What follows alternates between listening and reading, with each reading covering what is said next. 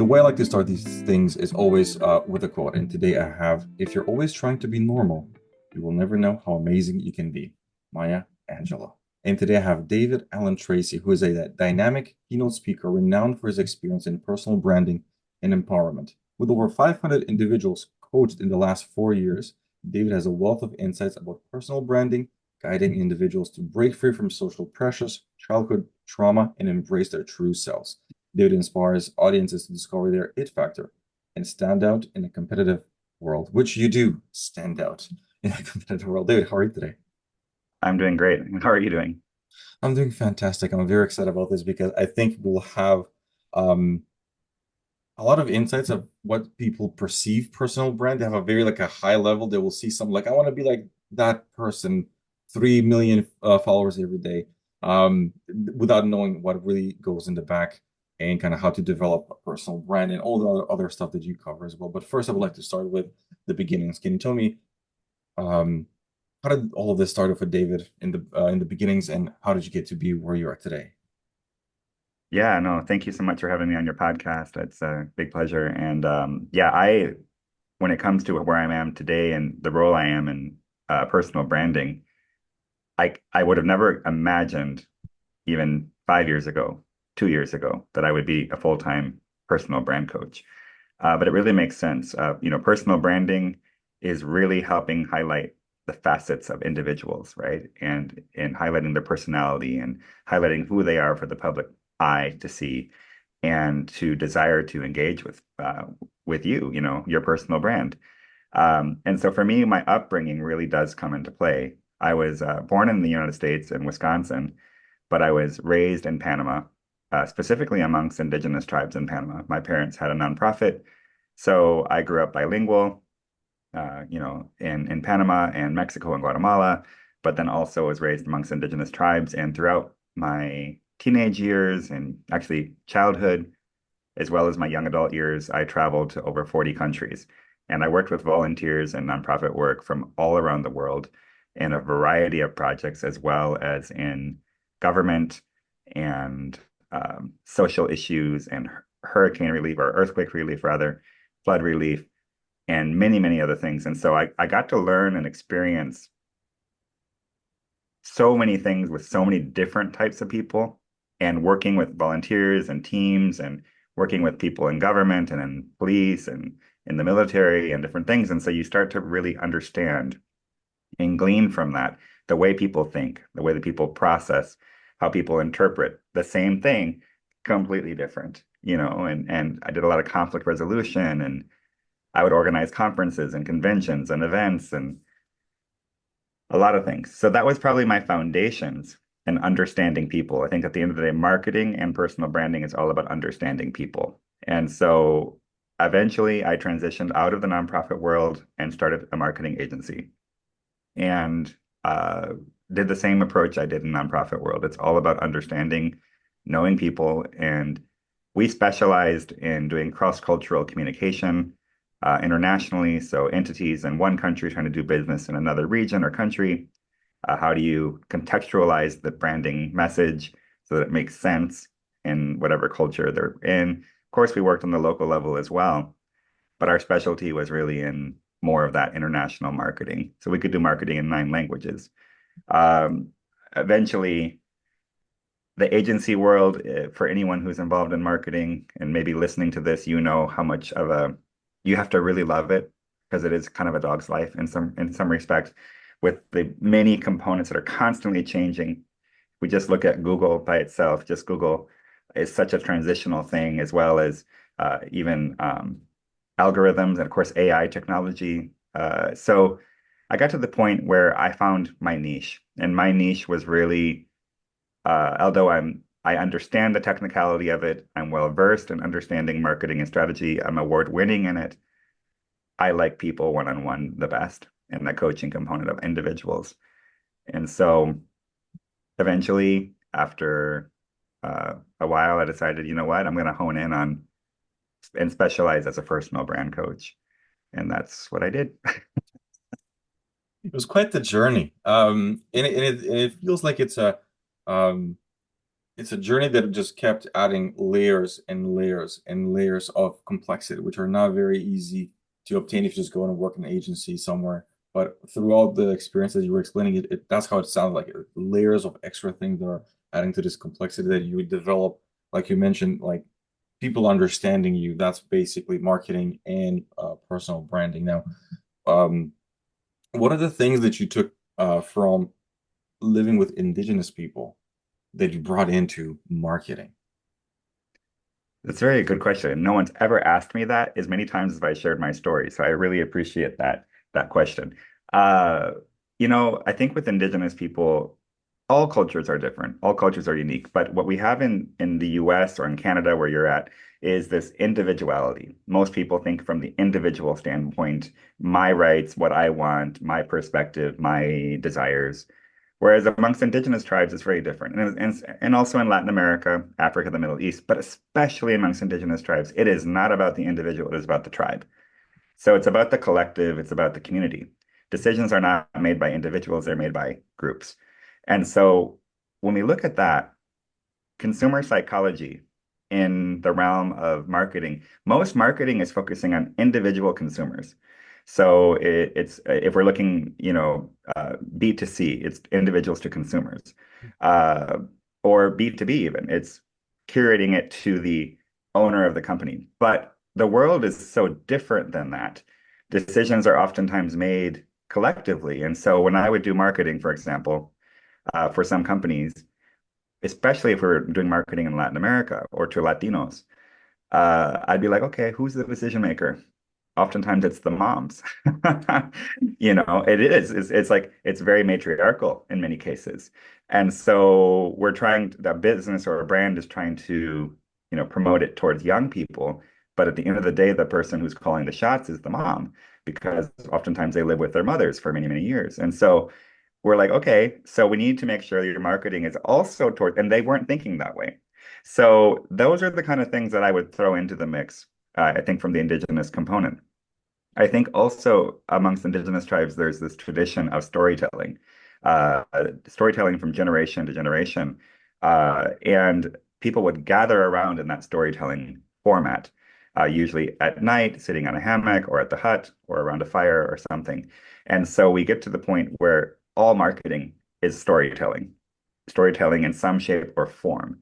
But knowing how to tell a story effectively that's memorable and that engages with people is a hard thing to do. We have so much saturation in media, social media, TV, you name it, with bombardment of ads. And the ones that stick out are the ones that have humor or a story being told or something that kind of hits the emotional heartstrings, something that creates memorabilia. So I I think those things all kind of came into play.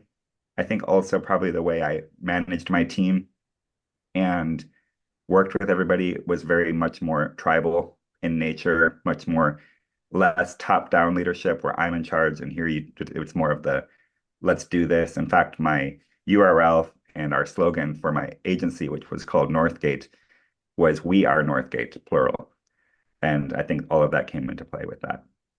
It's an interesting approach where um, most of the situation that you see right now in an organization, it's always top to bottom, like you said. There's a hierarchy, and I do see it in some organizations where they do want to, whether through equity, whether through some mechanisms, try to bring everyone together, bring everybody on the same point of the mission, the vision, the values, and all those things, and trying to create it into, like you mentioned, something that looks like a tribe. Um, when you took those marketing experiences and when you started transitioning more into personal branding, which is very individual, how Mhm. did you bring that? How did you make that connection of a tribal mindset, let's call it, to work with one individual who wants to kind of develop their own thing? Absolutely. And another great question you've asked that's not been very commonly asked to me. So uh, before I go into that, though, I do want to address even you brought up DEI. You know, DEI, I was the VP for DEI for the American Marketing Association in Iowa, of all things. And DEI diversity, equity, and inclusion is not something you can do top down either. You can't be forced. You can't force people to be diverse or to be equitable or to be inclusive. It has to be a change of values, and people need to see the values in each other. That takes a long time. And culture in whether it's corporate culture or national culture or statewide culture or within any type of culture, culture requires time to change. It's kind of like yeast going into the flour. We need to give it time to rise. And so it's all about values at the end of the day.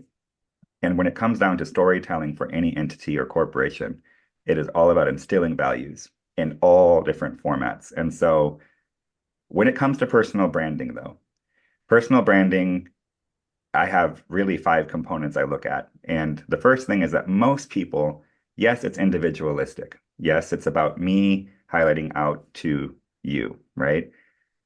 I have first people need to understand and be able to describe their vibe, who they are. Who are you? Why do you do what you do? Why do you wake up each morning? What makes you you? What makes you unique? What's your original it factor, your secret sauce, the thing that no one else has, right? So important. Most people can't define that. They can't describe that for themselves. The second thing we need to describe, though, is describe your tribe. So it's your people. So this is where, yes, it is about highlighting the individual because it's a personal brand, but still, just like any marketing component, who are your people? Once you can describe your vibe, you can also describe your tribe because you cannot be everything for everyone. You need to be you for whoever needs you to be you. And so I really try to help people operate in their authenticity, to find their authenticity. Personal branding is not about being a chameleon and copying some influencer or someone out there who's doing all these things. Sure, that can trend. You can maybe follow a TikTok format. Right now it's all about, the demure. It's so demure. Everybody's doing it, right? And it's because it's trending, but that's not going to last forever. That's going to eventually lose its thing. Who are you without the trendy things? Who are you every day? How do you show up? What makes you unique? And who are the people who are going to resonate with that? So we first start internal, then we go external. The problem with most marketing and most personal branding strategies I find that have mistakes is they focus externally first without going first internal. So we're trying to curate everything to the message of what we think people want rather than focusing internally on who we are and how we will best thrive. Again, I asked people to describe their thrive as well. And then from that point, then we can go out and focus on our tribe. So yes, it's individual, but it's really more about your flavor for the masses. I think you're onto something with the description that you said, like the chameleon approach, because I think when you try to go that route, you start to have for lack of explanation, like cringe moments. You're like, wow, that was horrible. Like you would just like Mhm, jump on some sort of a trend. It's not really you, it's not on point, it's mhm, not on mhm. brand. Um, do you see someone that is like, I don't know, like a founder or something, and he's like, I want to develop a personal brand to elevate the company as well and try to kind of align or kind of separate myself from that. Do you see people coming to you to say, like, I want to build a personal brand because I want to bring up the company and increase sales, better employment and stuff like that? So I think in many respects, everybody needs personal branding in many respects, whether if you're in business, for sure. You might not need it if you're at, a low level in the company, but if you're going to be in any influential role in any company, even if you're not the owner, but you're like the COO or you're one of the managers, understanding who you are, understanding your personality type, knowing how to better communicate, knowing how to effectively represent your company Mhm. is going to only help you. But certainly for anyone who's the owner of a company, what oftentimes happens is that we all know marketing works. It can work really well in many respects, and yet it's not enough. There's this component of brand loyalty, especially for the big name companies that go beyond the brand. Yes, the brand is iconic, but we look at individuals, like let's look at Apple and Steve Jobs, for example, or Elon Musk and all of his products. Yes, we know the products, we also know the owner. So yes, there is this component of attachment to the brand, but these individuals are more than the brand. they also have to be, they have their own publicity, their own public relations, their own media opportunities, and so forth. So certainly my target market, people I work with are going to be individuals like anybody who's looking to become famous or to increase their influence. When I say famous, I'm not talking like Kim Kardashian level. I'm saying micro influence progressively until we get to the macro. Mhm. And I think everybody wants to become so famous, but that's just not reality. It takes time unless you somehow meet the right person who can help elevate you. But it could, I help people who are in politics. I help people who are in media, authors, keynote speakers, anybody who's who needs to be in the public eye. And that's one format. The other thing would be solopreneurs. So any individual who is the business. So this could be startup company. You don't have a team yet. You have to go out. You have to hustle, network, connect with, join chambers of commerce or whatever it is, and do your elevator pitch. It's more on the local business level, right? Uh, and to help them represent their company. This can also be applicable to like realtors. How many thousands of real or millions of realtors are there? And, okay, what really makes you different than all the other realtors? Well, I have great service and I show up. Well, so does everybody else, supposedly. What makes you and makes you interesting, or an insurance agent, right? I think the third category would be individuals, and this is the example I think you were giving, who have been a certain brand for a really long time. And so they own this company and now they're looking to transition and maybe be a keynote speaker or be an author, or maybe they even had bad publicity for something bad happened in the company or on the news or something, and now they need to rebrand themselves. Maybe they got divorced, or maybe they something happened, so they had to shift the narrative a little bit. So there's the whole element of highlighting, okay, we don't want to look at this, let's look at this now. And so in my life, I was in the international nonprofit world my whole life. And then suddenly I'm in marketing. I had to rebrand myself completely because everybody knew me as basically nonprofit David. No one thought of me as marketing David. And then after I became a personal brand coach, everybody was like, well, he's the marketing agency guy. And so, no, now I'm a personal brand coach. So, what do you do to transition the narrative? And so it takes time, but there's all these things that from uh, your website to your social media presence to the way the networking groups you're attending and the opportunities you have to speak to the podcast you're on to all of it all creates this symbiotic ecosystem to say, this is who I am. And that's what I help people do. Right? It all kind of comes together, meshes together because it's part of who you are, what you do, and that if you have to rebrand or transition the narrative.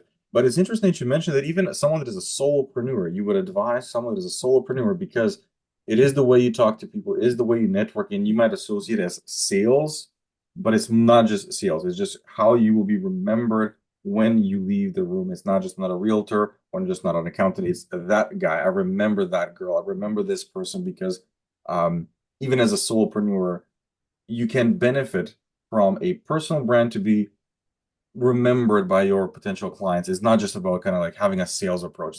That's kind of the approach for You that individual. If you do it right and you got the right frequency going out, people have antennas and they can catch on that. They can go, yeah, okay, you're my guy. So you cannot be everything for everyone.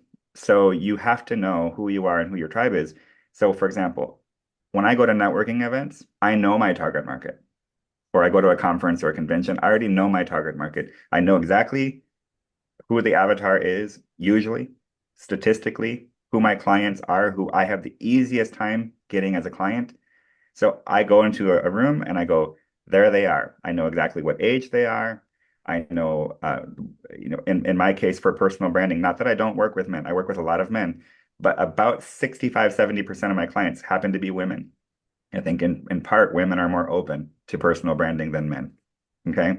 So I don't even bother when I go to networking events to try to network with men because statistically speaking, it's the women who hire me, right? And so, yes, I do work with men and I will network, but when I go and I only have a 30-minute window to meet people, I'm looking, where are all those women ages 30 to 50? And I gravitate towards that direction. Well, that's one thing. Well, even then with women, it's not enough. So I'm not looking at the employees of a company. I'm looking at the CEOs, the owners, the founders of nonprofits, the realtor, the author, the keynote speaker, and then I spend time with them. And that's just on the networking side. So when I advise to my clients, how many times do people waste their time going to events and networking, going, I met all these people, but what did I get from it? You know? So you have to maximize and be efficient. Yeah. And then it's all about knowing the language, what to speak, what your elevator pitch is, to be memorable, to stand out, how you dress tells a story. I'm known for wearing a lot of like patterned kind of tropical clothing. It all says a story, even subtly. They go, oh, he's wearing interesting clothing. Why is that? It's different than the suit and tie guy or the polo shirt. Uh, Wonder what's up with him. And then they hear my story that I grew up in Panama amongst indigenous tribes. Oh, he's the Panama guy. So their night, someone goes, I don't know, I'm really struggling with my business. I need to increase my influence. And their brain goes, oh, Panama Indigenous, weird shirt guy, David. Okay. So it's oftentimes the unspoken things or the not obvious things that stand out. People will not remember everything you say, but they remember how you make them feel. That's right. And um, let's say we start on this journey, and I think you're on to something with it's more difficult to tell a man like, hey, look, dude, this is you're like blending in with everyone. Like, I don't know you and 10 other suits. I can't distinguish it at all. Where women are willing to be like, look, I'm going to stand out. I know what I can do. I will listen to your advice, and I can actually take it and make it my own. Where we kind of will fall under the pole, give me the polo shirt, and kind of we really don't want to stand out that much in appearance. Now, let's Mhm. say you start this journey. Someone starts this journey with you. I feel like the first thing, I'm just thinking out loud, the first thing I'll be like imposter syndrome. This is not who I am. This is not what I do. This is not how I feel. What are the first kind of objections and how to overcome those feelings if you feel that imposter syndrome? So imposter syndrome is one of these things that's very trendy right now in terms of terms. And I get asked this question a lot. And the reality is this. You're only an imposter if you are actually incapable or inadequate at providing the service that you're providing. So it's not so much that you feel that people feel like they are less than. And for example, when I first started in marketing, I was new in marketing and I was still learning things. I went to a marketing convention and I saw these other people in marketing and I thought, ooh, I did feel like I'm an imposter. But that's a wrong mindset again, because I have a unique point of view on marketing that no one else has truly. Uh, and and so I try to help people find what that is. If you can then ride that wave, then you're not going to have that imposter feeling that you're an imposter because you're not in there to compete with all these other people. They're going to get their clients in their ways. You're going to get your clients in your way. And it's kind of like, okay, we have how many options of pizza places we can eat. We can do, you can do Italian, Sicilian, like on the brick, New York style, Chicago style. You can do Domino's, Pizza Hut, Uno's, you name it.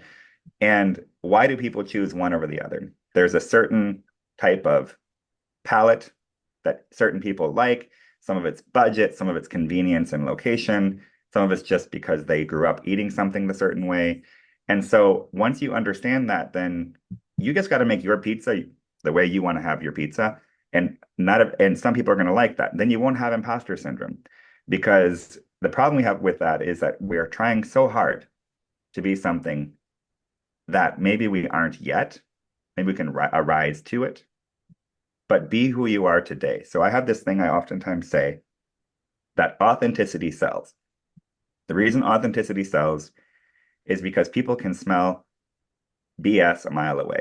They can tell if you're faking it.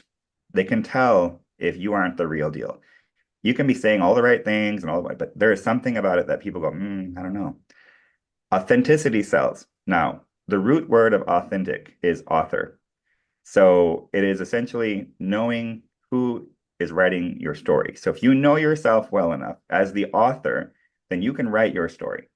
And that story can evolve and change. But so long as you're doing so as the author, then it allows you to operate in authenticity. People who operate in authenticity naturally carry authority. And authority is another same root word as also author. I'm not talking authority from the standpoint of top down. I'm talking authority from the standpoint of being so comfortable in your essence that you really command attention. And that's going to look different for every personality type. And so typically speaking, and if we use keynote speakers as an example, most keynote speakers, they get on the stage and, hey man, it's great to be here today. Yeah, how is everybody doing today? We're gonna rock this house down. Yeah, man. Here's a t-shirt. Drink my water. And it's this very like almost like across the board, they are almost all the same, especially men.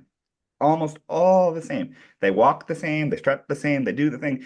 They're wearing the white tennis shoes with the suit. They look the same. Like you literally could cookie cutter each one of them, and they're following the certain format. And you're like, where does this come from? And so it's like, okay, I get it, kind of, but it doesn't feel real. Yeah, And then you get some people who go on stage and they aren't that way at all. And they're kind of completely themselves and they command attention. So it's like, whatever is the norm, don't be that. What is it that's going to be that's unique about everybody has one that's unique. Focus on that rather than trying to follow the footsteps of other people. And you will stand out and you will get opportunities. it's true. It's true in the sense that when you mentioned the white tennis shoes, I never understood that trend. I really don't like tennis shoes that much, to be honest. They're cool, but not that much. And there Are was you a also, dress shoe guy? yeah, I prefer I dress can tell. shoes. I can tell. Um, and I also noticed there was this trend that would show like Steve Jobs or someone else. They keep wearing the same thing because it's consistent. So I'm like, but that's so boring. Like, are you serious? You're gonna because but that is his thing. Steve Jobs stands out because he wears the same thing everywhere. You trying to do a different color of it, it's not really working out now. And it's more into like you mentioned, you look at someone and you just want to listen to them. They stand out because they demand that attention. You listen to them because there's something about the way they're talking, and they're like their own kind of unique way of not just talking, but like carrying themselves. And then of course the ones kind of fall into that. I would say it's not just the cookie cutter, but then you're trying to be someone else, therefore you're lesser in my mind. It can be completely wrong, but the way that it's presented, it has that like, oh, you're trying to be I don't know, Grant Cardone, oh, you're trying to be a Gary V. Like then you kind of are lesser because you still have the good intentions. Now, what you mentioned was the personalities, and I know you have your DISC personality assessment. Can you walk me through how that works? Yeah, absolutely. And with Steve Jobs, by the way, he works, it was Apple. And Apple has this kind of uniformity in the structure. All Apple products kind of look the same, even the models evolve. There's that consistency of sleekness, and you see that kind of being directly correlated with Steve Jobs, right? So it's interesting that that's the case. Elon Musk, very similar, kind of always dresses a certain way, right? But people's personalities will translate into the brand of the corporation. So that's important to note. So whatever your company or corporation is, think about that in terms of your personal brand and how that connects into the personality of the company. And so into the DISC personalities. So DISC is one of many different types of personality assessments. You have basically DISC stands for dominance, influence, steadiness, and conscientiousness or compliance. Dominant, everybody has all four of these components to some degree or the other. What we do is, so I'm a certified behavioral consultant in DISC, and I use this regularly with my clients because once they can understand and I can understand what their personality type is, then how we conduct that business and that marketing strategy and all the things is going to be completely different depending on the individual. We cannot do a cookie cutter approach for everybody. So some people are going to have higher dominance and influence. For example, I'm an high I influence. So when it's me on here right now on the podcast, I'm high I. I'm speaking, I'm giving words, I'm language, all the things, expressing my hands, and I also have some D with dominance. So, I have leadership, I have some confidence, and um, I have no steadiness in my life. Let me put it that way. So when it comes to like maintaining things, I'm like, it's not really my thing. I have the conscientiousness to a lesser degree, but I have it because it allows me to be very strategic. So strategy and then implementation of strategy, right? All those analytical things. But I should never be put in a situation where I'm maintaining anything long term that's just always going to be the same thing. I Right. will literally die. It does not work. So when it comes to personal branding, though, most personal brand strategies, most people think of it from the standpoint of the high I, the high influencer. Hmm. That's not the reality of a good portion of the population. Well, not everybody's going to have the high influence. Now, that can be developed over time. And once we understand the personality type, I will coach individuals on maybe increasing the I a little bit, but they're not ever really going to ever become a full I, right? If they're a high C or a high S personality type, then their branding and their social media and the type of keynotes they're going to be giving and whatever it is that we're looking at projecting needs to be something that they're comfortable in, that is true for them. Because again, not all politicians, not all keynote speakers, not all influencers are high I's or D's. Many are C's and S's. And so it is all about understanding your personality type and then really honing in on that. Once you do that, then you can command attention your way. You mentioned, um, Maya Angelou in the beginning. I don't know her personality type, but I have a feeling she's probably a high C with an I because she's very kind of poised and she'll speak and she's calm and she's poetic. She was poetic and she was very like, relaxed and just but very collected. And she's not up there being Oprah. She's not up there being like anybody else. She is literally she was herself. And that commands more attention. So I think we can put our stereotype on ourselves. Hmm. And so the disc goes, nope, this is who you are. And then it helps us to navigate their plan and their strategy accordingly. It's interesting. So there's the four components, and obviously, people, if they do the assessment themselves, they will give themselves high ratings or wishful thinking, maybe a little bit here and there. So when you talk with them, you kind of go through a process to identify them. Based on that, your entire personal branding strategy starts to develop. And there's another component that you have, which I think is unique, which is the theta healing, which I don't think a lot of people talk about trauma or fears, limiting beliefs when they are talking about personal branding. How does that connect? It's so important. And part of the reason that I include that in my personal branding is because there comes a point that when you have trauma can actually interfere with your authentic self. It can actually get in the way of you, even your personality type. Because when you're under high stress, your personality changes. So for a lot of people, including myself, so for me, I ended up going through some theta healing myself because I was struggling in the marketing world for a long time because I'm like,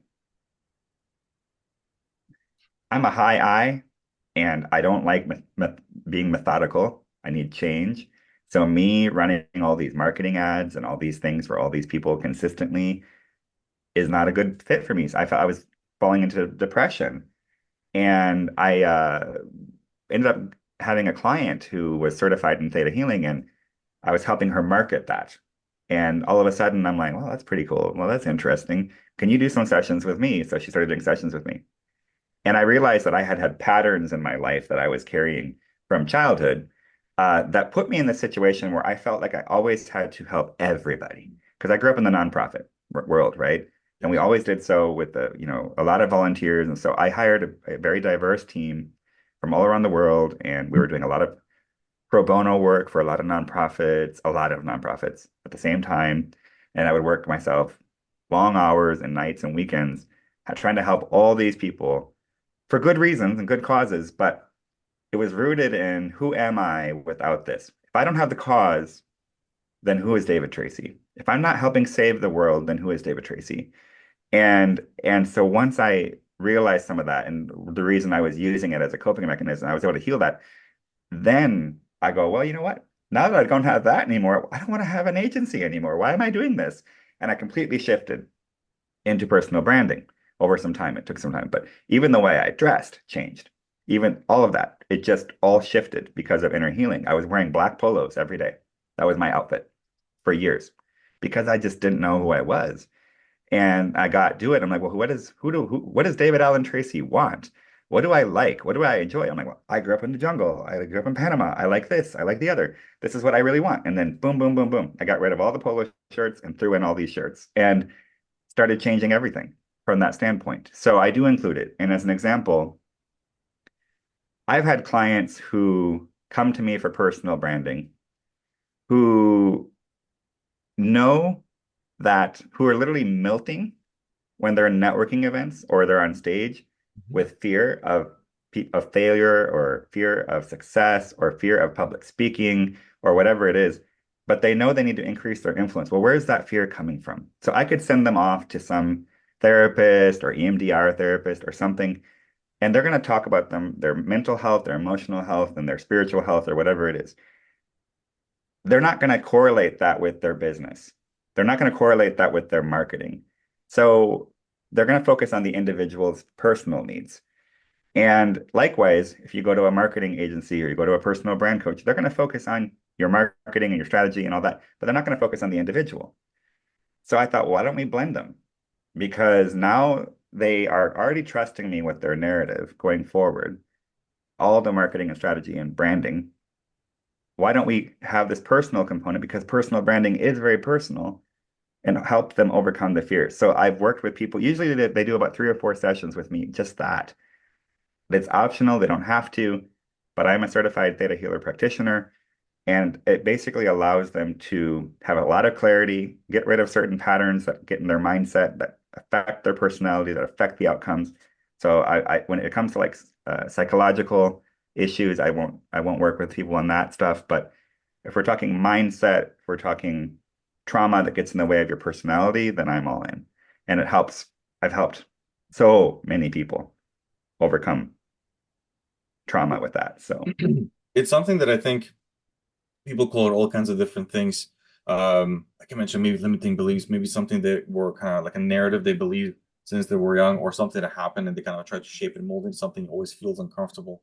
And I feel like it's very important to go through a process like that or a similar process so that you can understand why these things are happening because they are in the way of where you want to be. Because the way you explained that you have like black poles, I cannot like it's can't fathom that. That's crazy. That's just not how you are today. And to see, how that can help someone, it definitely helps in not just feeling better internally, but it radiates, and then you do see it in the business, and you do see it in the marketing, you do see it in the personal branding everywhere. So it's not just some bulky stuff. I feel better. It definitely impacts monetarily as well as having some inner peace. Now, we have several minutes left. What I like to talk at the end is something unique about you that you do for your clients, which is styling and fashion advice. I think we all don't want to talk about that right. because for various reasons. Mhm. How do you tie in style with a brand? Like this is how you should stylize when you go out to meetings or when you go on keynote speaking or when you're in a networking event. So styling was one of those things again that I thought, okay, again, not that many people do it. There are stylists out there, but if I'm already helping people with their personality type and I'm helping them overcome trauma and I'm helping them with their marketing and their social media strategies and their podcast, and man, the clothing is such a huge component of it. And a lot of people aren't going to afford to hire a full-time stylist. But it is a thing. Once, like, I'm on probably a podcast a week at least. So, and you don't want to wear the same shirt for every podcast because then people can't differentiate between the two, especially when they do the reels and they're just cutting out different moments. And so when it comes to my clients with clothing, it's all planned. So we want their social media presence or their media outlets or whatever they're doing to look seamless, but to be very consistent in that narrative, but in different ways, different colors. So a lot of it comes down to location and occasion. If someone's having a keynote speaking engagement on stage at a convention, I'll find out what room they're going to be in, what the theme of the event is, what the backdrop's going to be. And we want to have a color that's either symbiotic with it or completely contrasting it. We also want to have things that will draw people's attention to the individual. So for a keynote speaker, as an example, they're oftentimes going to walk on stage. Yeah. So, especially with a woman, how the clothing moves and flows, it's a big thing. People's attention spans are very limited. So, yes, we can have a keynote, slideshow, but even that, it's like 3 seconds, people's minds avert to the next thing. So you go to most conventions and most conferences and most events, and almost everybody's wearing the same stuff. Most keynote speakers wear the same, almost always the same kind of clothing. So I will help them, true to their personality, wear something that is just a little bit edgy on the flamboyance, just a little bit of something that's going to stand out, where they're comfortable still, but has maybe some color that's complementary, some pattern that's complementary, some flow or some fabric or some layering that's complementary. And the idea is we want you to be iconic and to stand out. Photographers will naturally, almost all events have photographers, will take photos of the people they think are cool, right? Just click, click, click, click, click, click. And you'll find in most conferences, one person or two people get all the photos and everybody else gets like one or two. And there's a reason for that. And also the selfie. Oh, hello. I love your outfit, or I like your earrings, or I like your hair. Oh, let's do this. So it's kind of that organic thing. People like clothing, they celebrate it. It's one of these subtle things. People wouldn't always admit it, but it's there. With men, it can be the type of blazer or the undershirt you're wearing, or the under your blazer, or it can be the type of shoes or the socks. It can be just a handkerchief. It could be the belt buckle. It can be cufflinks. It can be little things that make you stand out. Ultimately, it needs to be a lot of variety, because you go on people's social media, and this is the number one mistake I think so many people have, is they go out and they get their photo shoot and they're wearing the same outfit. Yeah. So they got 50 photos all in the same outfit. You know how many times people are going to skip through your feed because it just looks like the same photo? You might be doing something completely different or different pose just slightly, but you're wearing a different outfit, the same outfit. What a waste of time. So my rule of thumb is, for every photo shoot, you need to change at least 4 times. And for every reel, segment of reels that I do, so I will do every month, I'll shoot all my reels in one day. And I have actually, uh, and I'll show you in my office, this whole clothing rack. That's for my next one. Okay. And so basically all my outfits. And so we'll do 2 or 3 reels in one outfit and then change 2 or 3 reels, next outfit, change. Everything's lined up so that I have enough variety in my content to make it look different. So clothing is a lot. It's really uh it's kind of the logo of humankind. So a logo branding kit for a website or for a business, you'll see the logo, you see the iconography. This is my logo right now. It's true. It's so true because you see the content when it's different on social media, and when you start to see that it's the same clothes, you're like, man, how many times did you was this like one take of a podcast, and you kind of see it across so many days and months, and it kind of like maybe like a small variation of it, but if it stands out, you kind of stay with it a little bit longer, and especially with guys when it comes to like the navy blazer.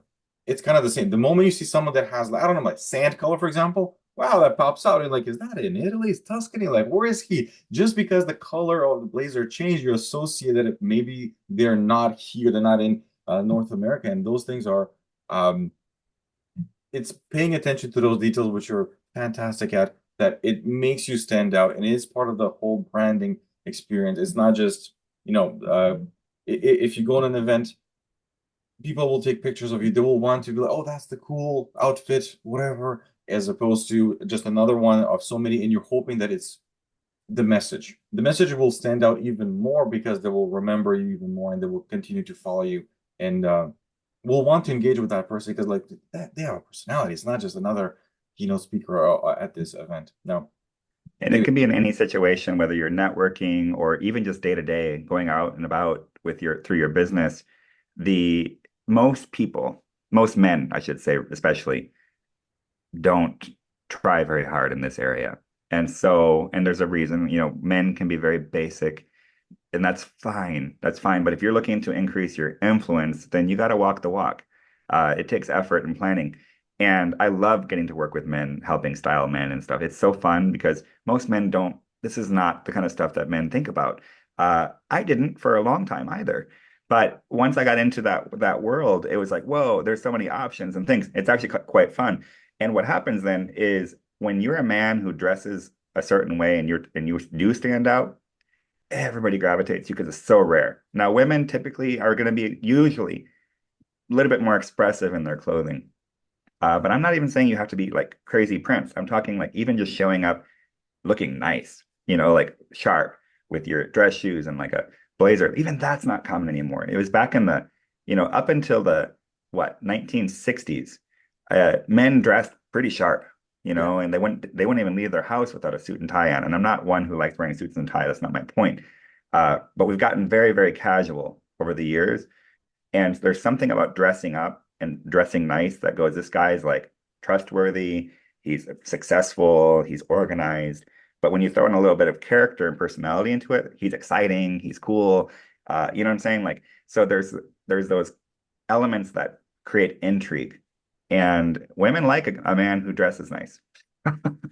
It's very true. No one likes a blank canvas. Right? Start from scratch. Like, no, at least they have something going on. But David, thank you so Mhm. much for the time. Thank you so much for your insights. If people want to get a hold of you and talk with you, to work with you, how would they do that? So everything is David Allen Tracy. So davidallentracy.com. So that's Allen is my middle name, Tracy. And my Instagram is David Allen Tracy. My LinkedIn is David Allen Tracy. All things are David Allen Tracy. I'm really easy to find. You can book an initial consultation with me at no cost for 30 minutes. Anytime you want. My links are all over my website and my link in bio. I also have a ton of content on my YouTube channel. Just look up David Allen Tracy, previous podcasts, as well as my own videos. And I'm pushing out content all the time on LinkedIn and Instagram.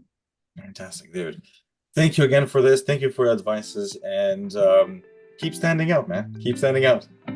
I appreciate this. Thank you so much for having me on.